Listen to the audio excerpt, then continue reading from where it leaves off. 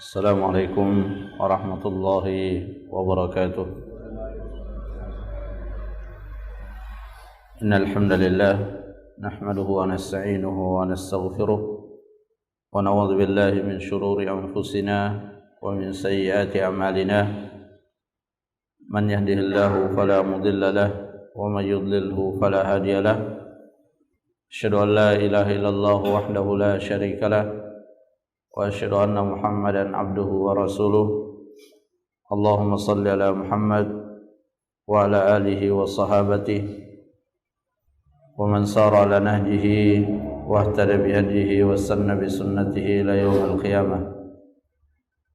يا أيها الذين آمنوا اتقوا الله حق تقاته ولا تموتن إلا وأنتم مسلمون.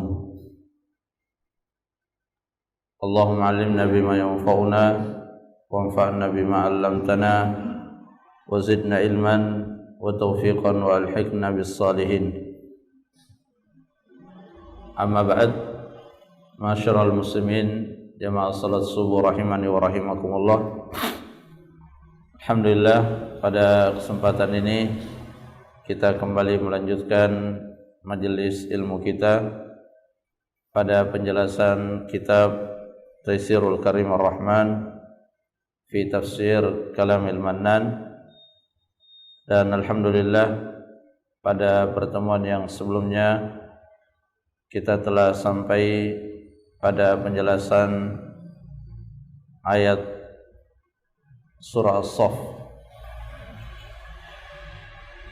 dan ayat yang terakhir yang kita jelaskan itu adalah ayat yang di dalamnya Allah Subhanahu wa taala menyampaikan penawarannya kepada seluruh kaum muslimin dan muslimat, dan juga menjelaskan apa ganjaran yang akan didapatkan ketika seorang muslim menyambut penawaran tersebut. Adapun penawaran yang dimaksudkan itu adalah iman kepada Allah dan Rasul-Nya, kemudian berjihad di jalan Allah dengan harta dan jiwa. Ketika seorang muslim menyambut seruan tersebut, maka Allah Subhanahu wa taala menjanjikan balasan berupa kebaikan di dunia dan di akhirat kelak nanti.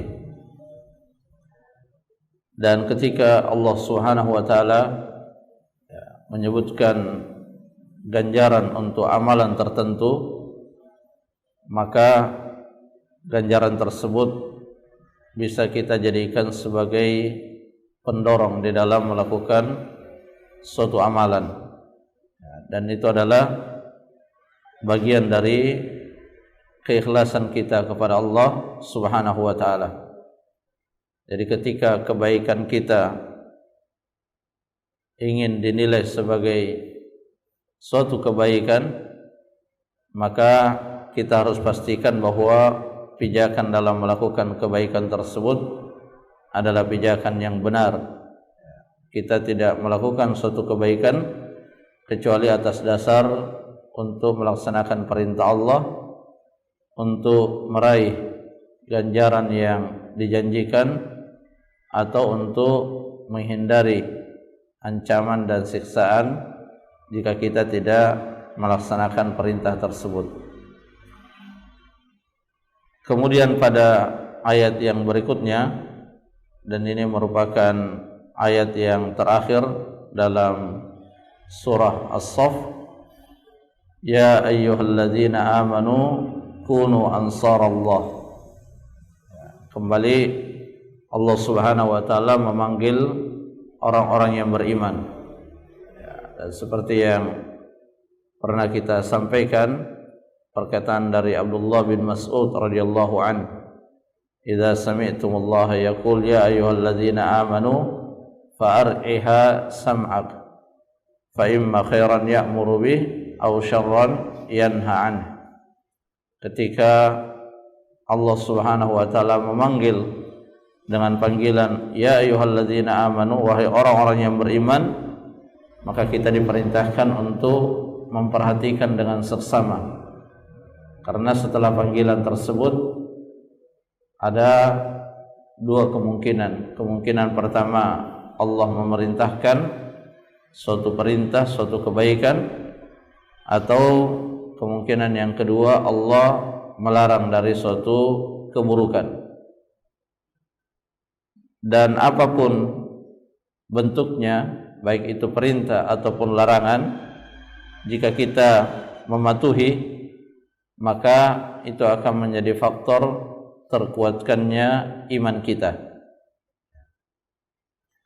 Nah, di sini Allah Subhanahu wa taala memanggil, ya ayyuhalladzina amanu, wahai orang-orang yang beriman, kunu ansarallah, jadilah kalian penolong-penolong Allah Subhanahu wa taala.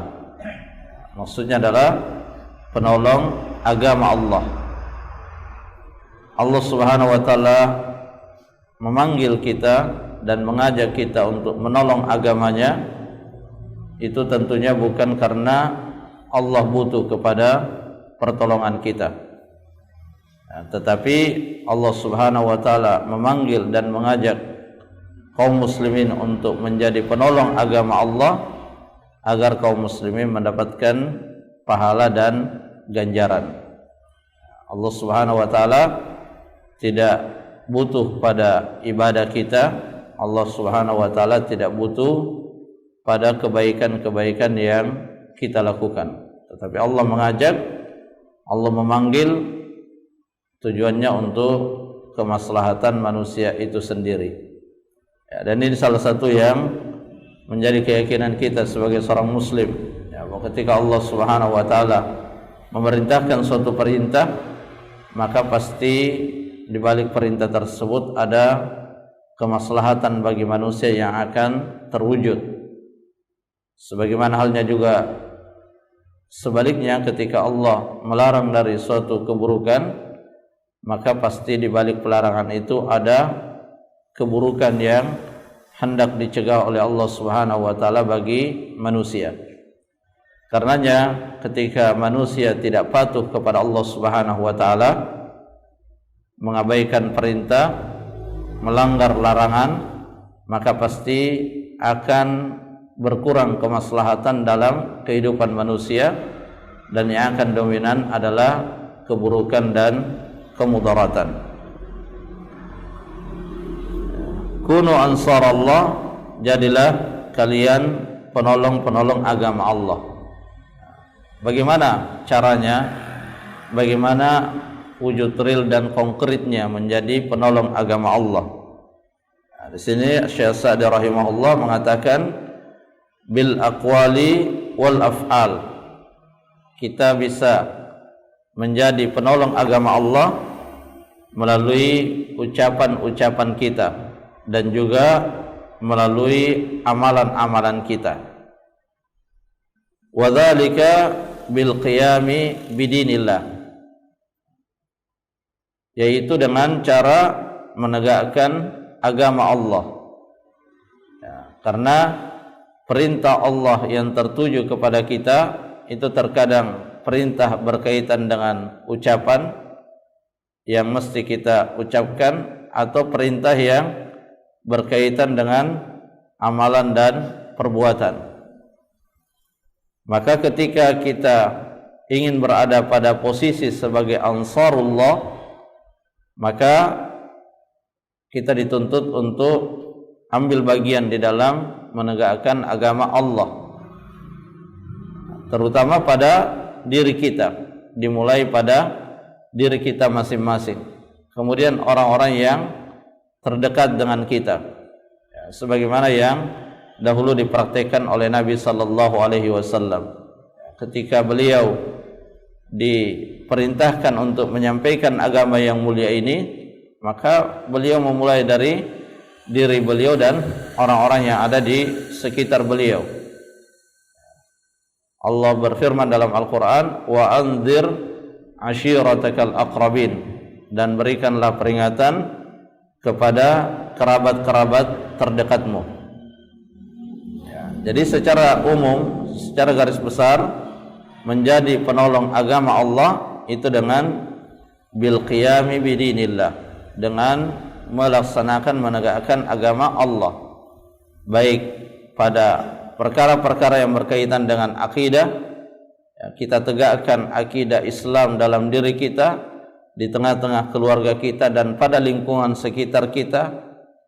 Kita tegakkan ibadah-ibadah yang diperintahkan, kita tegakkan akhlak dan muamalah yang sesuai dengan aturan dalam agama Islam. Maka itu adalah bentuk nyata dari menjadi penolong agama Allah. Wal hirsu ala iqamatihi, dan bersungguh-sungguh di dalam hal tersebut, bersungguh-sungguh mengerahkan kemampuan yang kita miliki dalam rangka menegakkan agama tersebut, dalam rangka menjalankan perintah-perintah Allah Subhanahu wa taala dan menjauhi larangan-larangannya. Tanfidhuhu 'alal ghair wa jihadi man min aidihi wa nabidhihi, dan menegakkan agama ini tentunya tidak berhenti pada diri pribadi masing-masing. Jadi mengajak orang ke jalan Allah Subhanahu wa taala itu adalah bagian dari tuntutan, tuntutan sebagai seorang mukmin.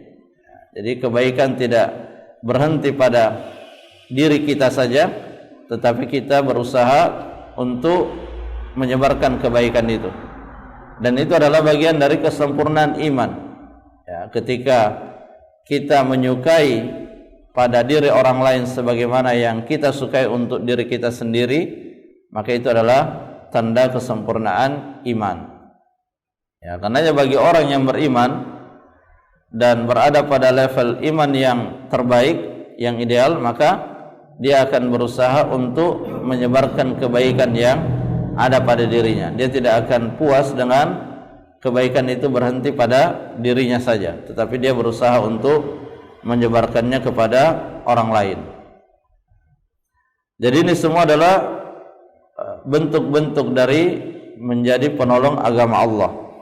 Dan juga termasuk di dalamnya menolong agama Allah itu adalah mencegah dan menghadang seruan-seruan yang batil yang berusaha untuk memberikan citra yang buruk kepada agama Islam. Jadi di antara upaya yang dilakukan oleh orang-orang yang tidak menyukai agama Islam itu adalah memberikan citra yang buruk terhadap agama Islam. Maka kita sampaikan bahwa ketika agama yang mulia ini ingin dikenali dengan sebenar-benarnya, maka jangan mengenali agama ini dari pemeluk-pemeluknya, tapi kenalilah agama ini dari sumbernya. Sumbernya yang utama tentunya adalah Al-Quran dan Sunnah Nabi Sallallahu Alaihi Wasallam, dan sesuai dengan pemahaman para sahabat-sahabat Rasulullah Sallallahu Alaihi Wasallam. Ketika terjadi hal-hal yang buruk di kalangan umat Islam, maka ada beberapa kemungkinan. Kemungkinan yang pertama, dia mengabaikan sumber daripada agama ini. Atau kemungkinan yang kedua, dia merujuk kepada sumber itu tapi dengan pemahaman yang keliru atau menyimpang. Maka itulah yang kemudian menjadikan tampilan agama yang mulia ini menjadi tidak ideal dan tidak baik di mata sebagian orang di luar agama Islam. Nah, di antara bentuk dan cara untuk kita berada pada posisi menolong agama Allah itu adalah dengan menyampaikan Islam sebagaimana mestinya dan sebagaimana yang pernah dipraktikkan oleh Nabi kita Nabiullah Muhammad sallallahu alaihi wasallam. Dan Syekh Sa'di rahimahullah juga menambahkan bahwa termasuk di antara menolong agama Allah itu adalah ta'allumu kitabillah wa sunnati rasulih, termasuk di antara bentuk menolong agama Allah itu adalah mempelajari Al-Quran dan mempelajari sunnah-sunnahnya. Jadi kehadiran kita di majelis-majelis ilmu, keaktifan kita di dalam mempelajari agama Allah Subhanahu wa taala itu adalah bagian daripada menolong agama Allah Subhanahu wa taala. Dan Allah Subhanahu wa taala memberikan janji yang sangat menarik di dalam surah Muhammad ayat yang ke-7, in tansurullaha yansurkum wa yutsabbit aqdamakum. Jika kalian menolong agama Allah, maka Allah akan menolong kalian dan meneguhkan hati-hati kalian. Salah satu sebab penting seseorang meraih yang namanya keistiqomahan dalam agama itu adalah dengan ia menolong agama Allah Subhanahu wa taala. Jadi belajar itu bagian dari menolong agama Allah Subhanahu wa taala. Wal amru bil ma'rufi wan nahyu 'anil munkar. Termasuk juga di dalamnya adalah melakukan amar ma'ruf nahi munkar. Terutama pada orang-orang yang berada di bawah kuasa kita, yaitu anggota keluarga kita. Itu yang paling ideal untuk kita mempraktekkan amar ma'ruf nahi munkar. Dan kepada orang-orang yang ada di sekitar kita, kita bisa menerapkan yang namanya amar ma'ruf nahi munkar dengan selalu memperhatikan cara-cara yang ma'ruf. Jadi ketika kita ingin menjalankan salah satu perintah terbesar dalam agama, maka kita juga harus memperhatikan cara yang telah diajarkan oleh Nabi kita Nabiullah Muhammad sallallahu alaihi wasallam dalam melakukan yang namanya amar ma'ruf nahi munkar. Kama qala Isa bin Maryam lil hawariyin, man ansari ila Allah. Kemudian Allah Subhanahu wa taala memotivasi kaum muslimin untuk menjadi penolong agama Allah dengan menyampaikan apa yang dahulu pernah dilakukan oleh orang-orang terdekat Nabiullah Isa alaihi salam. Ketika Nabiullah Isa alaihi salam menyampaikan kepada pengikutnya, siapa yang akan membantuku di dalam menyebarkan agama Allah, maka mereka dengan segera menyambut dengan mengatakan, man ansar, nahnu ansarullah, kamilah penolong-penolong agama Allah Subhanahu wa taala. Allah Subhanahu wa taala menceritakan hal ini sebagai teladan yang kita diperintahkan untuk mengikuti hal tersebut. Fa'amanat ta'ifatun min bani Israel wa kafarat ta'ifah. Ini adalah sunnatullah di dalam setiap ajakan kebaikan. Ada yang menyambut dan ada yang menolak. Nabi yang dia adalah utusan Allah, dibekali dengan cara yang terbaik dalam menyampaikan agama Allah, tapi tetap tidak semua yang diajak itu menyambutnya. Selalu ada yang mengikuti, ada yang menyambut, dan ada juga yang menolak. Nah, disitulah kemudian peran kesabaran di dalam mengajak manusia.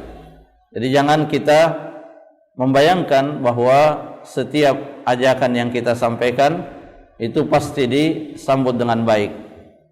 Sehingga di dalam tugas kita mengajak kepada kebaikan, itu yang paling penting adalah bagaimana ajakan itu sampai kepada manusia semaksimal mungkin, sebanyak mungkin yang mengetahui dan mendengar ajakan itu.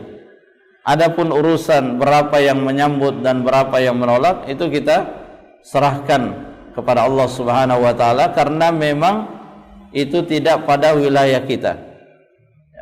Memberikan hidayah berupa taufik kepada seseorang itu murni hak milik Allah Subhanahu wa taala. Peran maksimal kita itu hanya sebatas menyampaikan. Dan itu yang Allah Subhanahu wa taala sampaikan kepada Nabi kita dalam beberapa ayat dalam Al-Qur'an. Wa ma 'alaika illal balagh. dan tidaklah engkau kecuali hanya sebatas menyampaikan. Fadzakir innama anta mudzakir, berikanlah peringatan karena memang tugasmu hanya sebatas memberikan peringatan. Ya, jadi itu saja tugas utama kita, dan ini yang memungkinkan untuk kita praktekkan di rumah kita, ya, di orang-orang yang terdekat dengan kita. Mungkin ada anggota keluarga kita ajak dia sholat tapi belum mau sholat, maka meskipun demikian kita terus mengajak dia, karena tugas kita adalah mengajak. Kapan Allah memberikan hidayah, Allah yang lebih tahu. Wa huwa a'lamu bil muhtadin, Allah yang paling tahu siapa yang layak untuk mendapatkan hidayah. Sehingga kita kita tidak berputus asa, ya, ketika misalnya kita ajak, kita bangunkan untuk melaksanakan sholat, kita ajak untuk menggunakan pakaian yang sesuai dengan syariat, tetapi ajakan itu tidak digubris, maka itu tidak berarti bahwa kita berhenti dari mengajaknya. Bahkan kita terus mengajaknya dan juga mendoakannya, semoga Allah Subhanahu wa taala memberikan kepadanya petunjuk, dan itu sudah cukup bagi kita untuk menambah catatan amal kebaikan kita. Jadi Allah menilai kita telah berbuat baik itu bukan pada saat kita mampu menjadikan orang tersebut menjadi baik, tidak, tetapi Allah sudah memberikan kepada kita nilai kebaikan ketika kita telah menyampaikan ajakan kebaikan tersebut. Dan dalam sejarah para nabi, Allah Subhanahu wa taala menceritakan pelajaran-pelajaran yang sangat berharga. Ya, ada yang dia seorang nabi tetapi anaknya justru jadi penentangnya. Ya, tapi sampai menjelang dia diwafatkan, ya, anaknya Nabi Nuh, itu Nabi Nuh masih mengajak terus, ke sini, ikut saya. Jadi Nabi Nuh tidak pernah berputus asa.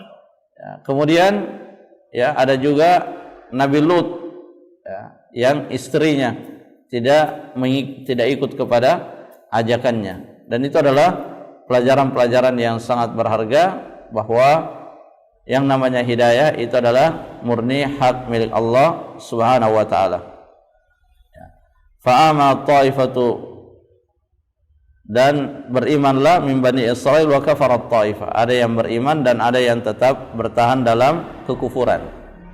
Ya, tetapi Allah Subhanahu wa taala memberikan kabar gembira, fa ayyadnal ladzina amanu ala aduwihim, kami kuatkan, kami tolong orang-orang yang beriman, yang memilih jalan keimanan atas orang-orang yang memusuhi mereka. Dan ayat-ayat seperti ini itu bisa kita lihat dengan sangat jelas ketika kita membaca sejarah. Ya, kita baca sejarah para nabi, kita baca sejarah para sahabat, kita baca sejarah zaman-zaman kekhalifaan, bagaimana Allah Subhanahu wa taala benar-benar menampakkan penguatan dan pertolongannya kepada orang-orang beriman.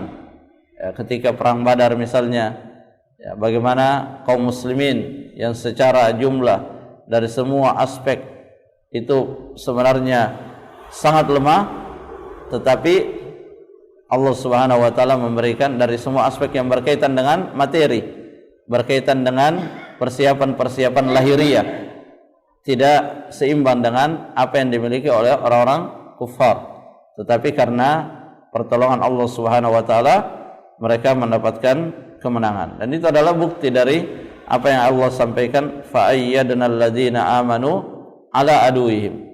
Jadi Allah Subhanahu wa taala tidak pernah sekalipun dalam Al-Qur'an menakut-nakuti kaum muslimin dengan kehebatan musuh-musuhnya, tidak. Ya, Allah cuma mengingatkan agar kita benar-benar istiqomah di atas agama yang mulia, agar kita sungguh-sungguh di dalam menolong agama ini. Maka urusan orang-orang yang memusuhinya itu adalah urusan Allah Subhanahu wa taala. Allah yang akan membantu kita, Allah yang akan menolong kita. Dan itulah yang terbukti dalam sejarah perjalanan umat Islam. Fa ayyadana alladzina amalu ada aduwihim fa asbahu zahirin. dan jadilah mereka sebagai pemenangnya. Ya, tidak ada yang bisa mengalahkan satu kelompok yang ditolong oleh Allah Subhanahu wa taala. Ketika Allah Subhanahu wa taala telah memberikan pertolongannya, maka itulah yang akan meraih kemenangan. Dan lagi-lagi ini adalah sesuatu yang banyak fakta dan buktinya dalam sejarah perjalanan kaum muslimin. Jamaah rahimakumullah, jadi kesimpulannya kita sebagai seorang muslim, ya, kita semua berusaha untuk turut berperan menjadi penolong agama Allah Subhanahu wa taala dari level yang paling sederhana, ya, di mana kita berusaha menjalankan perintah-perintah agama baik yang ada dalam Quran ataupun dalam sunnah Rasulullah SAW, dan mengajak orang-orang terdekat kita, orang-orang yang ada di sekitar kita untuk ikut serta di dalam menjalankan perintah-perintah dalam agama. Kita pelajari agama ini, kita pastikan bahwa itu benar-benar bagian dari agama, maka kita ajak manusia dengan apa yang telah kita tahu secara meyakinkan bahwa itu adalah bagian dari ajaran agama. Seperti itulah cara sederhana dan mudah untuk kita menjadi penolong agama Allah Subhanahu wa taala. Jamaah rahimakumullah, alhamdulillah kita selesai dari penjelasan surah As-Saff. Wallahu taala alam bisawab. Semoga Allah Subhanahu wa taala memberikan kepada kita petunjuk dan keistiqomahan. Subhanakallahumma rabbana wa bihamdik asyhadu an la ilaha illa ant astaghfiruka wa atubu ilaik. Assalamualaikum warahmatullahi wabarakatuh.